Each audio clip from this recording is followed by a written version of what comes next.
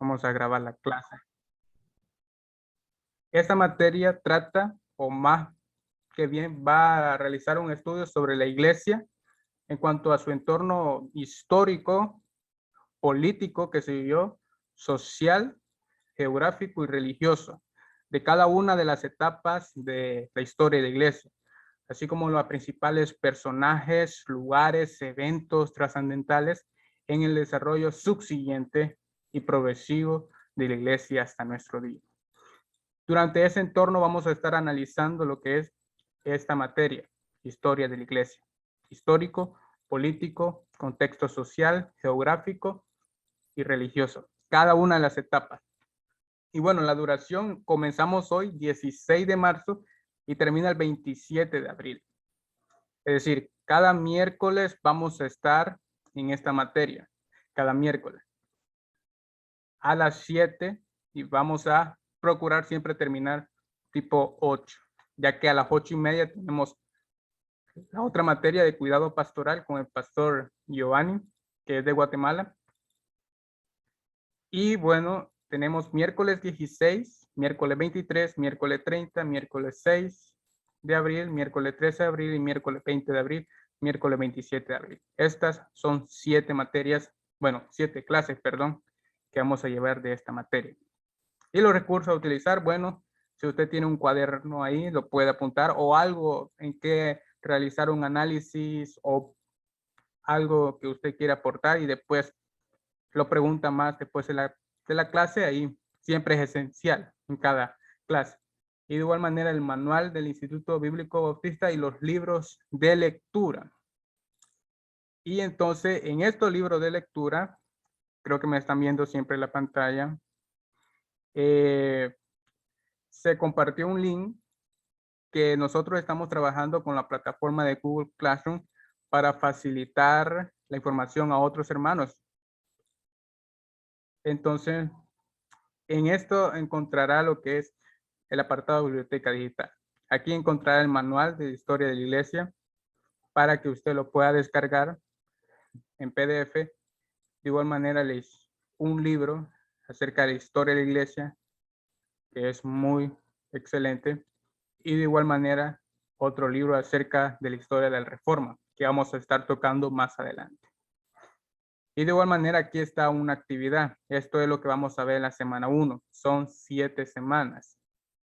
La sesión de la clase, que vamos a dejar el link de la clase ya grabada, la lectura semanal, que más que todo es el tema que vamos a ver esta semana. Y la actividad, que más que todo queremos dejar un análisis. Nosotros nos adaptamos a todos los estudiantes. Hay estudiantes que tienen un nivel avanzado de estudio universitario, o hay estudiantes que tienen nivel básico. Nosotros nos adaptamos a que ellos realicen un análisis. Aquellos que tienen un estudio universitario van a poder realizar un análisis más minucioso, y tal vez aquellos que tienen un estudio un poco, de igual manera, un análisis, pero de acuerdo al alcance. Así que solamente dejamos lo que es un análisis. Bueno, siguiendo con lo que es la materia, historia de la iglesia.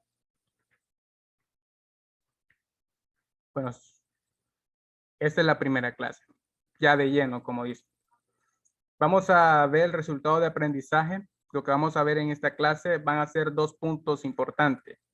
El primer punto que vamos a tocar es acerca de las adversidades que vivió la iglesia allá por el siglo I, siglo II, durante esa época, el siglo I, siglo II, y después las medidas con las que la iglesia hizo frente a las adversidades allá por el siglo III. Durante ese contexto vamos a estar viendo esos 2 puntos. Las adversidades que fueron la muerte de los apóstoles, la aparición de las falsas enseñanzas y las persecuciones. Y de igual manera tenemos por otra parte las medidas para lo que son las adversidades, frente a las adversidades, que fueron la autoridad del obispo, el canon del Nuevo Testamento y el desarrollo del credo. Bueno, vamos a comenzar con las adversidades que vivió la iglesia, primeramente. Comenzamos con la muerte de los apóstoles.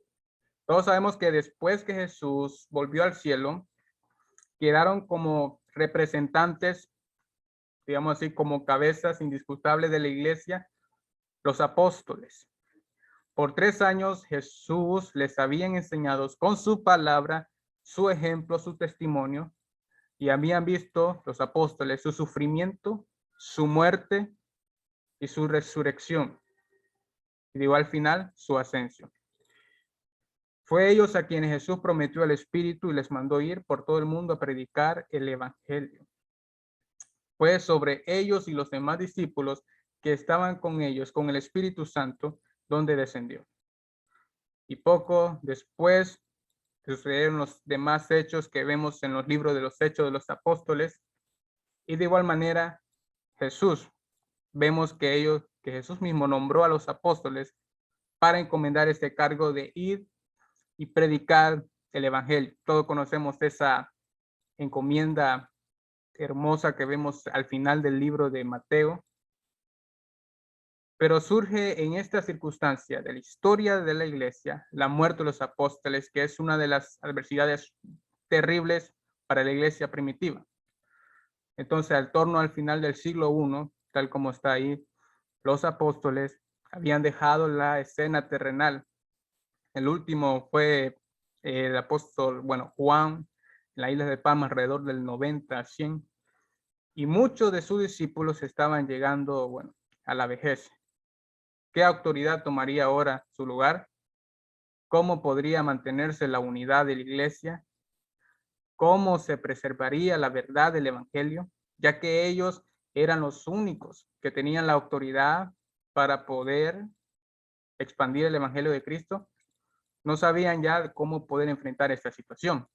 Por eso nosotros lo vemos como una de las adversidades que tuvieron que enfrentar la iglesia.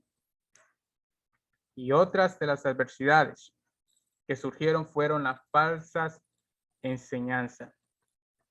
Tras la muerte de los apóstoles, que no solamente fue una crisis sola, sino que continuó con las falsas enseñanzas. El efecto de la partida de los apóstoles da como una puerta abierta a que algunos entraran con unas falsas enseñanzas. Y vamos a ver más adelante cómo algunos hasta el día de hoy todavía de una manera sí. Y ahora hay dos falsas enseñanzas que quisiera recalcar. Hubieron muchas. Había el marcionismo, el docetismo, el montanismo. Había varias. Pero hoy quiero recargar dos. El gnosticismo, que según esta doctrina, los iniciados no se salvan por la fe en el perdón de la gracia, el sacrificio de Cristo, sino que se salvan mediante la gnosis, como le dice esa falsa enseñanza, que significa en sí conocimiento introspectivo de lo divino, que es un conocimiento superior a la fe. Ni la fe sola, ni la muerte de Cristo basta para salvarse. Es decir, esto solamente creía en un conocimiento más supremo que la fe y que Cristo. El apóstol Pablo tuvo que, durante su ministerio, enfrentarse. De igual manera el apóstol Juan, porque esto gnosticismo era claramente muy místico en todo. De igual manera tenemos el marcionismo, que deriva del nombre de su autor, digamos así, de esta falsa enseñanza, que es Marción, que predicó que Jesús no se encarnó jamás, que su cuerpo fuese solo apariencia, por lo que negaba la encarnación del verbo, así como la resurrección de los muertos. Imaginemos, esto fue lo que pasó después de la muerte de los apóstoles. De una manera u otra, siempre la falsa enseñanza quiere de entrar. Y el apóstol Pablo, uno de los personajes más icónicos del Nuevo Testamento, siempre enfrentaba a estas falsas enseñanzas con la palabra de Dios. Ahora la iglesia se tiene que enfrentar a estas adversidades sin los apóstoles. De igual manera tenemos otra amenaza que es la persecución. Nosotros hemos visto películas, cómo se ven las escenas de las persecuciones. Y bueno, es eminente que esta era una amenaza muy fuerte para la iglesia cristiana. Esta era una situación muy crítica que podemos ver. Entonces, ¿qué podía hacer la iglesia para enfrentar esta prueba? ¿Cómo podía una parte de la iglesia ayudar a otra? ¿Y quién podía hablar a favor de la iglesia en una región perseguida, tanto al gobierno como a otras partes de la iglesia? Y esto es muy crítico, porque en la época, todas las plagas, todas las cosas catastróficas, los terremotos, todo eso, se le atribuía la culpa a los cristianos, porque los dioses romanos, de una manera u otra, ellos creían que ellos tenían el control de la naturaleza, tenían el control de todo. Y si había algún desastre, alguna sequía, alguna pérdida de una guerra, la culpa era de los cristianos. De igual manera, el pastor Anton comentó en una de las clases de los libros de los Hechos que el mismo Nerón, uno de los emperadores, hizo como lumbreras nocturnas a los cristianos en su persecución. Fue una terrible época. Ahora, las medidas con las que la iglesia hizo frente a las adversidades. Vamos a ver unas de las cuales fueron estas medidas. Y aquí vamos a ver primero la autoridad del obispo. Ahora bien, allá por alrededor del 100, el cargo de obispo monárquico se ejercía con plenos poderes. Todos conocemos allá cuando hablamos de Tito, Timoteo, Pablo da instrucciones a Timoteo para establecer ancianos y él utiliza este mismo término. Y entonces hay un personaje que es Ignacio de Antioquía, que nosotros estamos viendo, como es una pintura de arte. Habla del mismo como un cargo generalmente reconocido. Mismo era el obispo de Antioquía. En sus cartas instaba a la iglesia a someterse a la autoridad de los obispos. Por otra parte, que está al otro lado de Ignacio en la imagen, Clemente de Roma, parece conocer ese cargo, pero se describe también de igual manera como obispo. Pero para él, anciano y obispo tenían la misma autoridad. Ejercían el mismo obispo. Ahora, Clemente presenta una idea, como anteriormente le decimos, mencioné, que tanto obispo como ancianos recibían de los apóstoles la autoridad para predicar. Y este es uno de los fragmentos encontrados en uno de los escritos de Clemente hacia Corinto, hacia Corintios. Y dice, Cristo, por consiguiente, o digamos Cristo, por lo tanto, fue enviado por Dios. Y los apóstoles por Cristo. Está diciendo que Cristo fue enviado por Dios y ahora Cristo elige a los apóstoles para que ellos sean enviados a predicar la palabra de Dios. Por lo tanto, recibido sus órdenes. Ellos, que son los apóstoles, salieron proclamando el reino de Dios que estaba cerca. Y así predicando a través de los países, ciudades, nombraron a los primeros frutos de sus labores como obispos y diáconos. Es decir, él toma esta referencia, obispo y diáconos, como similar en un sentido de autoridad. Y es muy interesante porque si usted ve la primera carta de Tito, bueno, Tito en sí, y primera de Timoteo, usted observa cuáles son los requisitos. Y de igual manera los diáconos que eran utilizados como como los que servían en las mesas, los que servían, tenían que tener unas ciertas características que eran similares a los de los obispos. Entonces, en esta manera, Clemente está diciendo que tanto obispos y diáconos había siempre proclamado la autoridad de poder proclamar la palabra de Dios. Y habiendo probado primeramente por el Espíritu, aquellos que luego creerían. Ahora bien, en todo este contexto, vemos que por tal motivo, siguiendo con la siguiente diapositiva, los obispos vinieron a ver lo que es una serie digamos así, de ver la sucesión obispal, de ver cómo iba a ser lo que es esa sucesión obispal que hasta el día de hoy la Iglesia Católica Romana, por ese motivo es que tienen lo que es este problema de asociación de papado. Vamos a saber por qué. Porque, bueno, surgieron dos ideas en sí. Por una parte está el obispo monárquico, que hablamos de Ignacio, que dice que el obispo es la cabeza de la iglesia.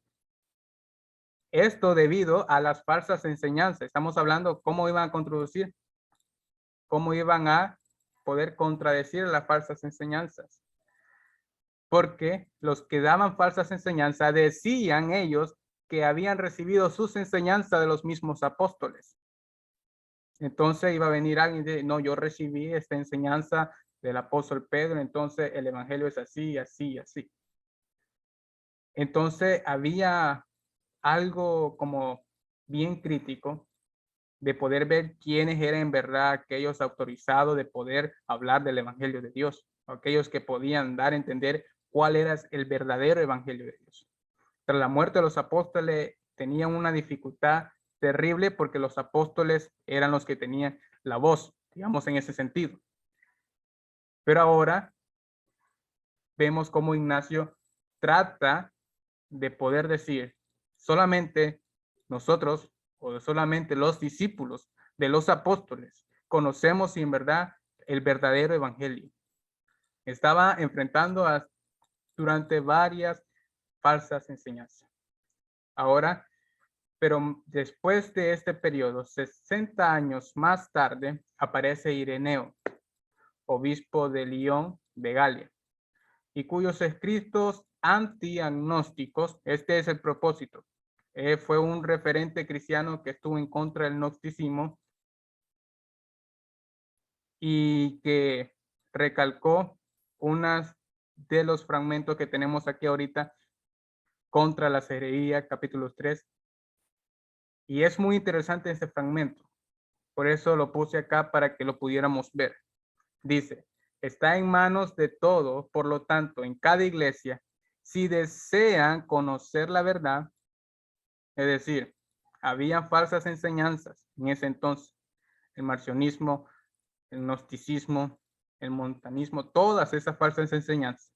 Pero si desean conocer la verdad, al contemplar claramente la tradición de los apóstoles manifestada a través de todo el mundo, nosotros estamos en condiciones de confiar en aquellos que fueron constituidos obispos en las iglesias. Solamente ellos. Y la sucesión de estos hombres hasta nuestro tiempo. Es por ellos que han surgido. Entonces vemos cómo la Iglesia Católica Romana todavía, y bueno, siguen con eso. Pero nosotros vemos que lo que estaban planteando los padres de la iglesia no era lo que estamos viendo hoy con la Iglesia Católica Romana. Ellos lo utilizaron porque en aquel entonces había falsas enseñanzas y tenían que aclarar a las personas de dónde podía venir la verdadera fe o la verdadera enseñanza.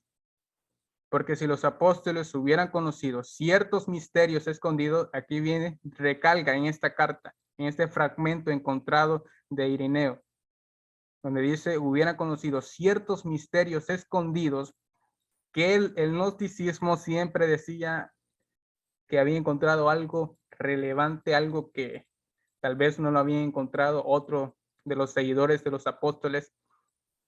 Entonces él dice, los hubiera pasado especialmente aquellos quienes confiaban las iglesias mismas. Es decir, todo está, ¿cuál era la fuente de información en aquella época? ¿En cuál podíamos confiar? O digamos, como nosotros vemos, en qué diputado, como ustedes los llamen en su iglesia, en su país, en quién podíamos confiar.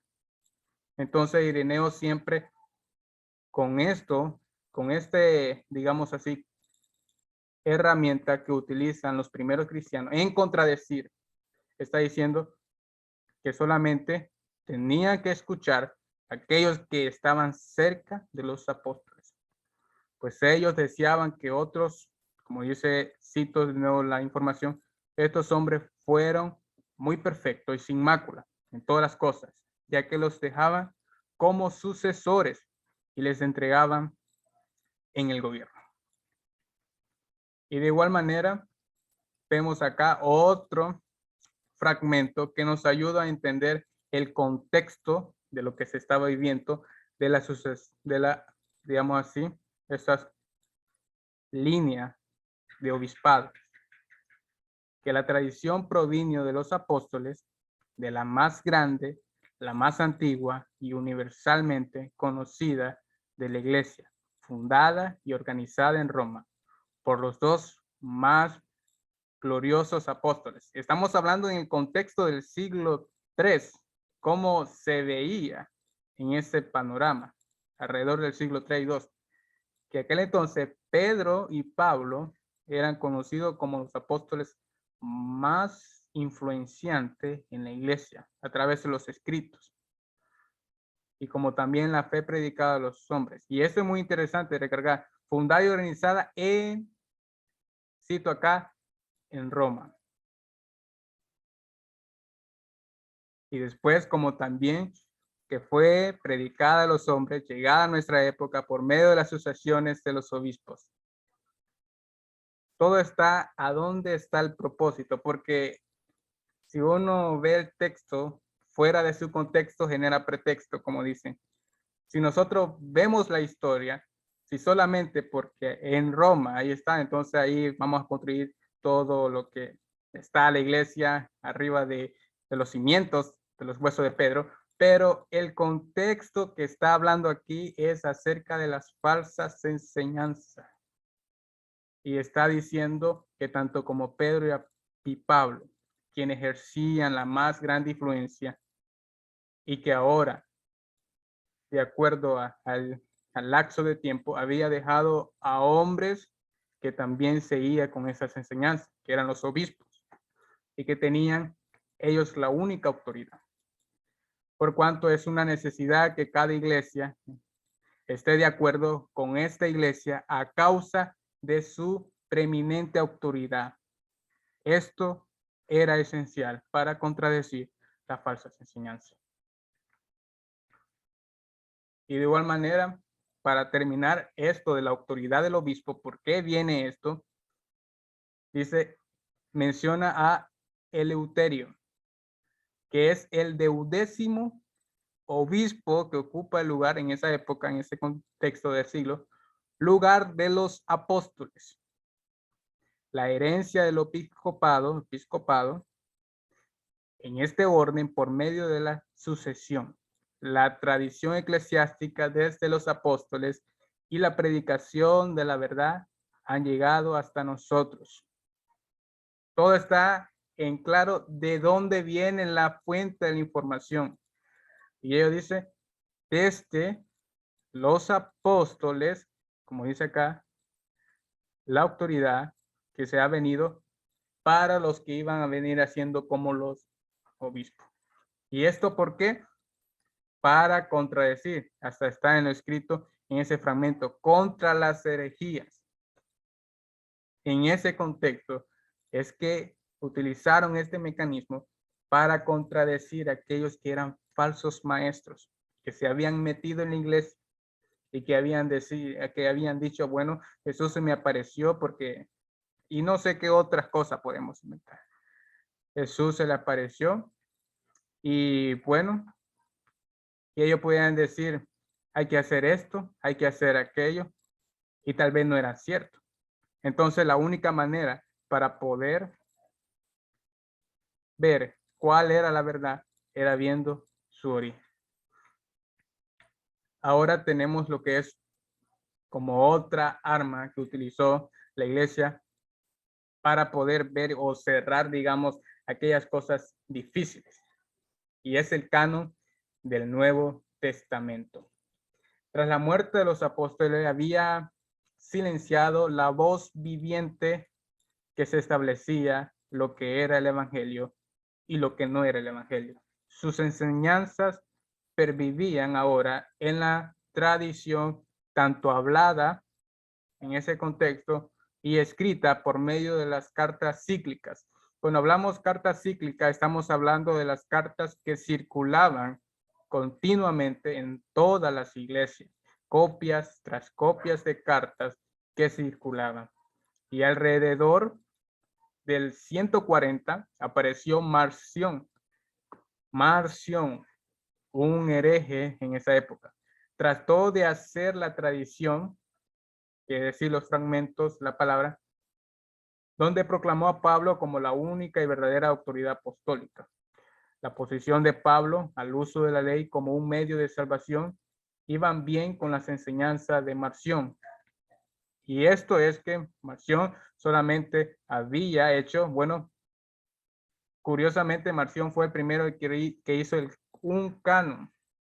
Sin embargo, este canon utilizó las palabras nada más románticas de Dios, aquellas palabras, menos las palabras de juicio, porque él creía que Dios era amor, no podía ser, no podía haber ira en él.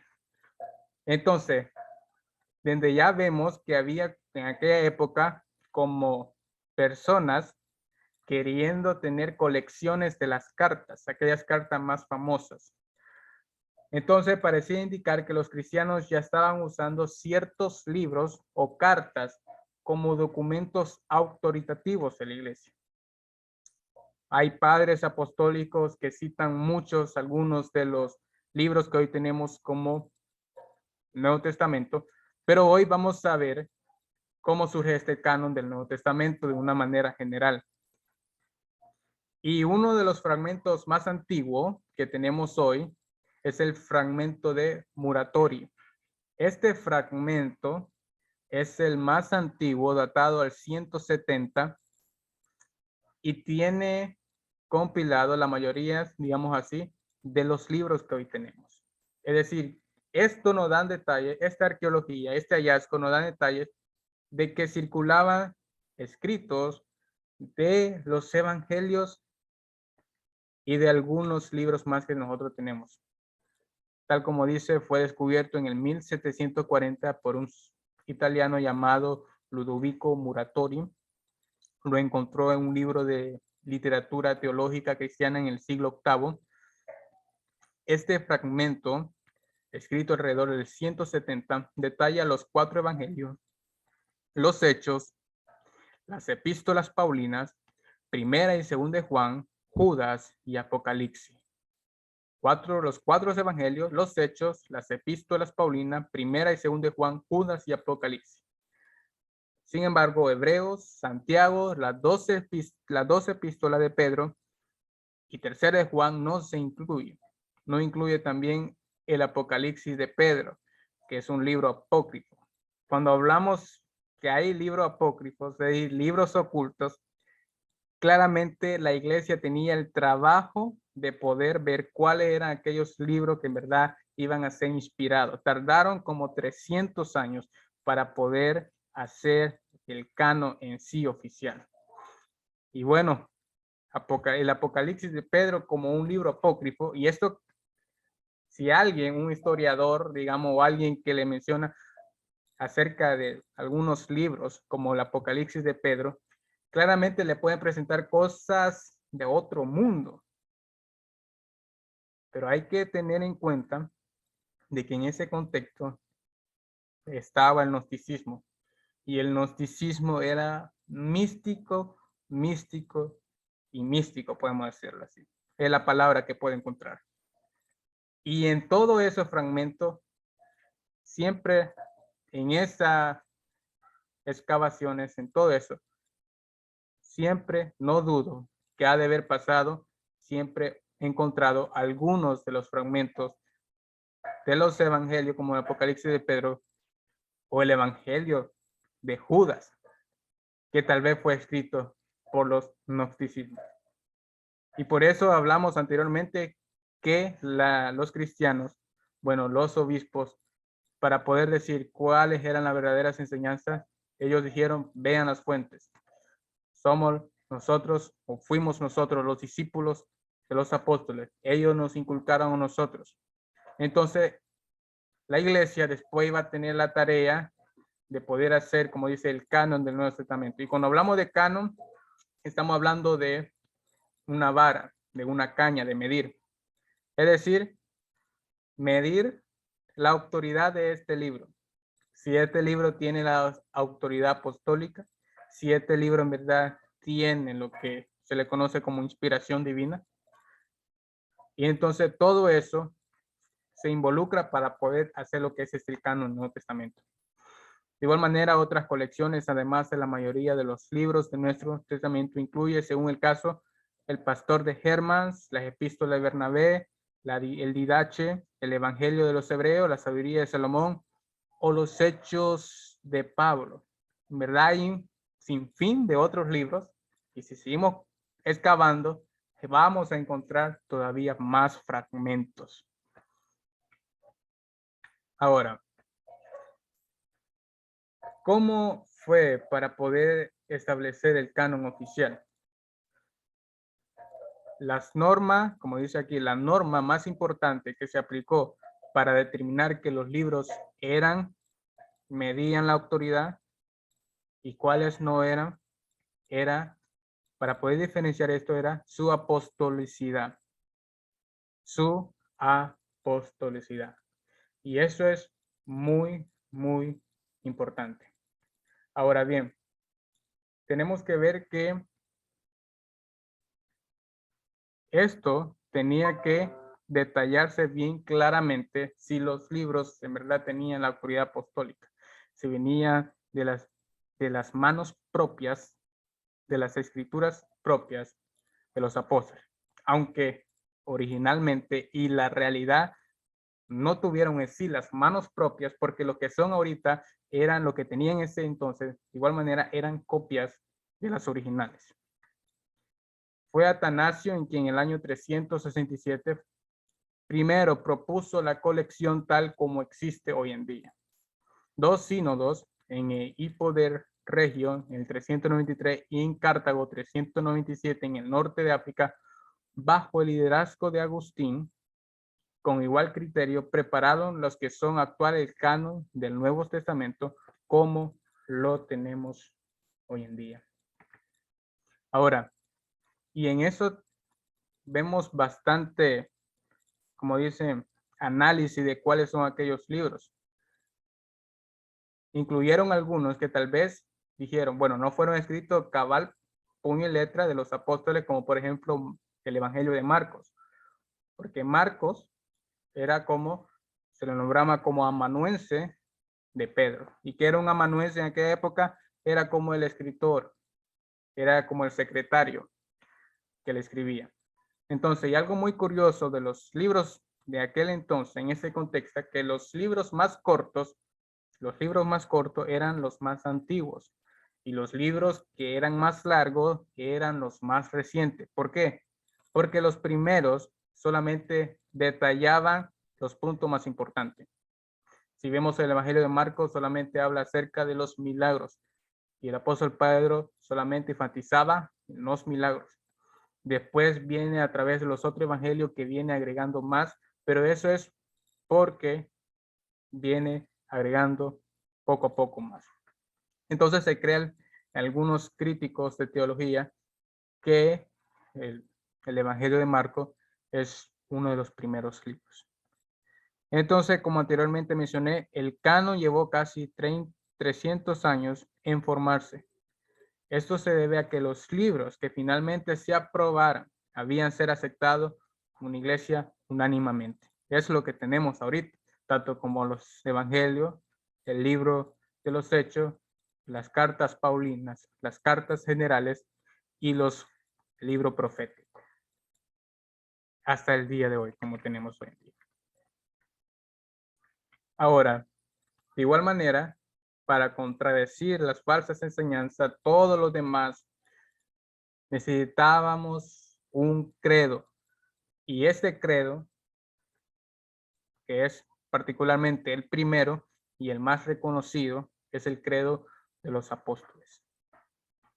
Y aquí lo cito: creo en Dios Padre Todopoderoso, creador del cielo y de la tierra, y en Jesucristo, su Hijo, su único Hijo. Estaba contradiciendo: creemos en Dios Padre Todopoderoso, creador del cielo y de la tierra, y en Jesucristo, su único Hijo. De ahí, de todas las enseñanzas que los apóstoles enseñaron, después los padres de la iglesia lo que hicieron fue consolidar estas afirmaciones, porque al final credo significa lo que yo creo, y lo que creía en aquel entonces la iglesia. ¿Qué creía? Creía en Dios Padre Todopoderoso, creador del cielo y de la tierra. Es decir, aquellas falsas enseñanzas acerca de la evolución de todo, con estas primeras afirmaciones, creador del cielo y de la tierra, estaban refutando. Y en Jesucristo, su único Hijo.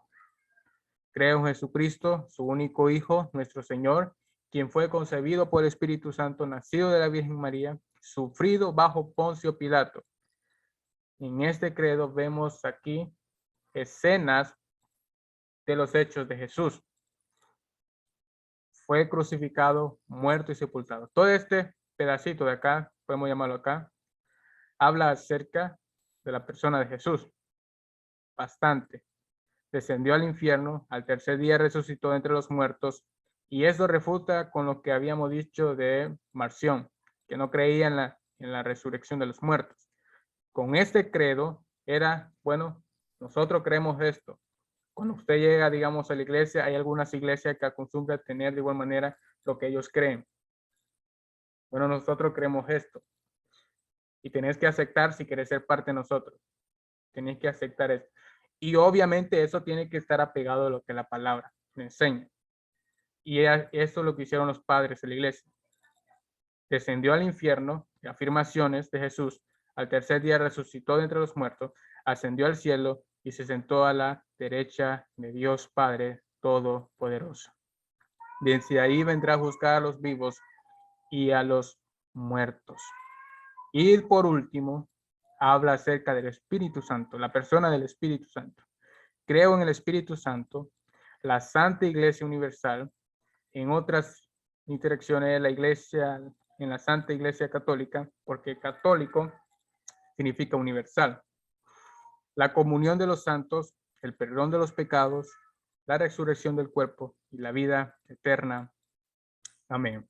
Con este credo, este es el credo completo, con este credo estaban refutando las falsas enseñanzas que habían surgido.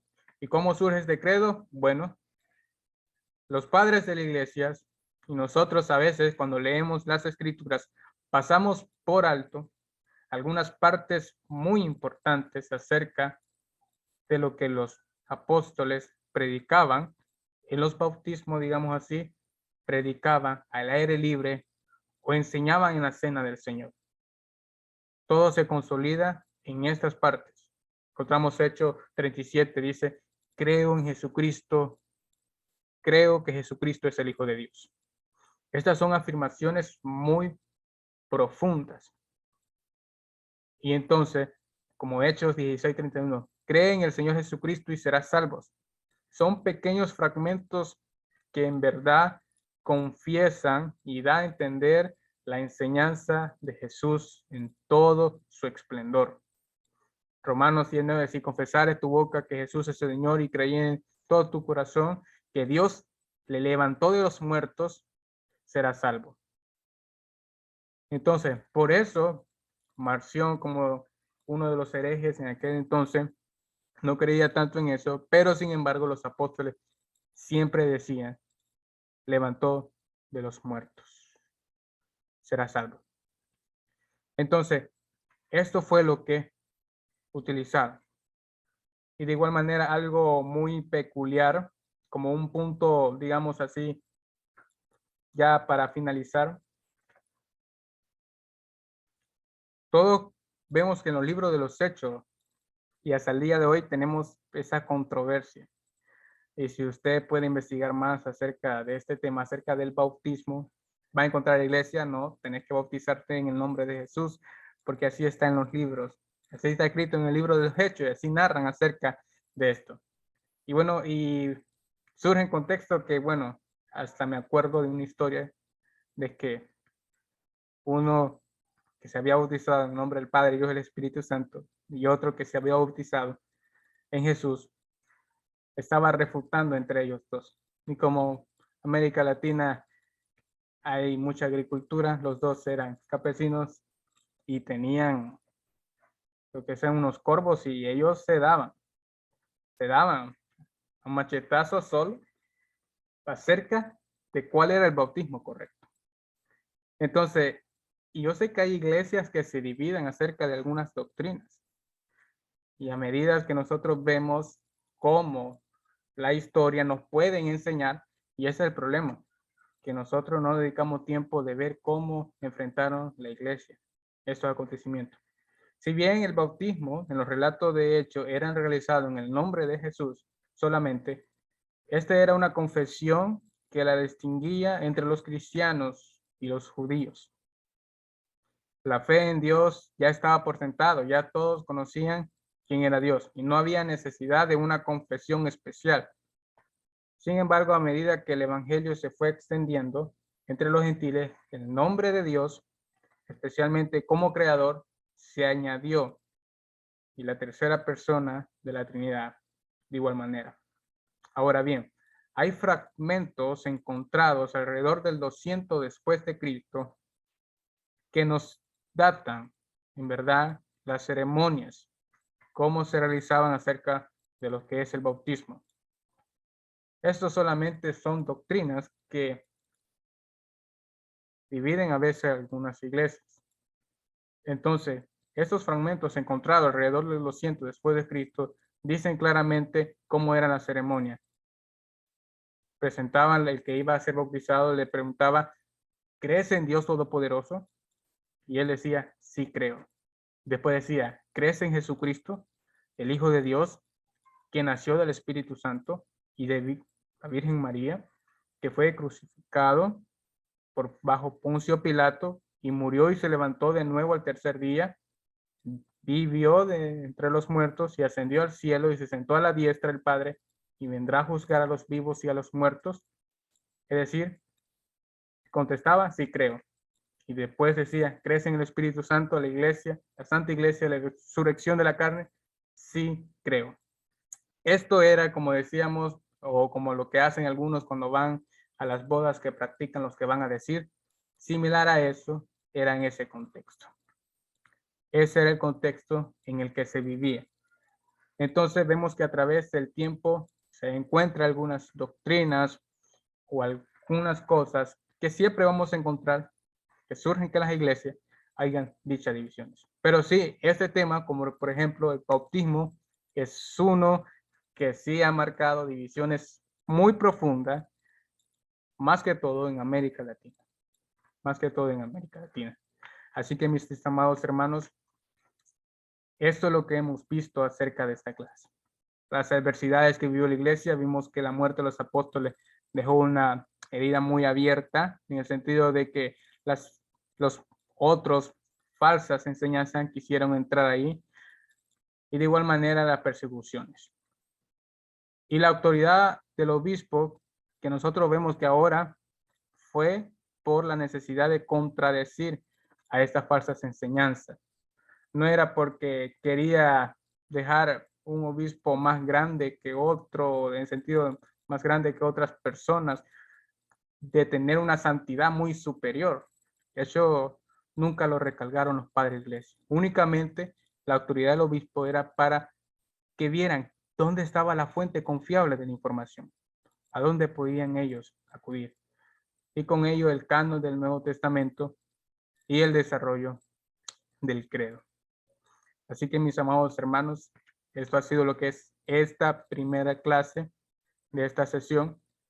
Y bueno, ustedes pueden realizar cualquier interrogante o cualquier análisis que acaba de ver o alguna otra cosa que quisieran agregar.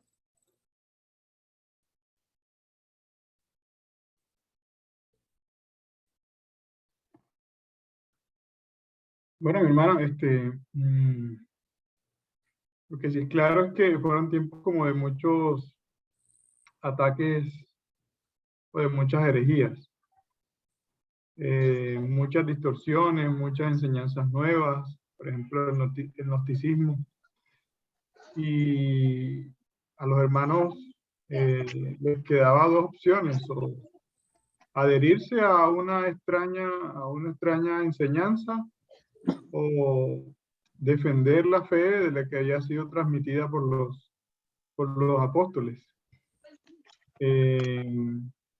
Por eso creo que de pronto se ha malinterpretado mucho la autoridad del obispo en nuestros días con respecto a la Iglesia Católica. Ellos lo ven más como una sucesión de autoridad, que son infalibles, que son ellos los administradores de la Iglesia, a la cabeza de la Iglesia. En realidad los hermanos lo que estaban haciendo en ese tiempo era mostrar su carácter en contra de las falsas enseñanzas, de los falsos maestros. Ellos no pretendían hacer una organización autoritaria, ni mucho menos, sino que querían era salvaguardar las enseñanzas doctrinales de los apóstoles. Y creo que ese punto de la autoridad del obispo, si lo desarrollamos en los contextos aquí locales, podríamos terminar muchas controversias, aclarar muchas dudas, sobre todo con los católicos. Quería decir eso, ¿no? Muy buen aporte, mi hermano.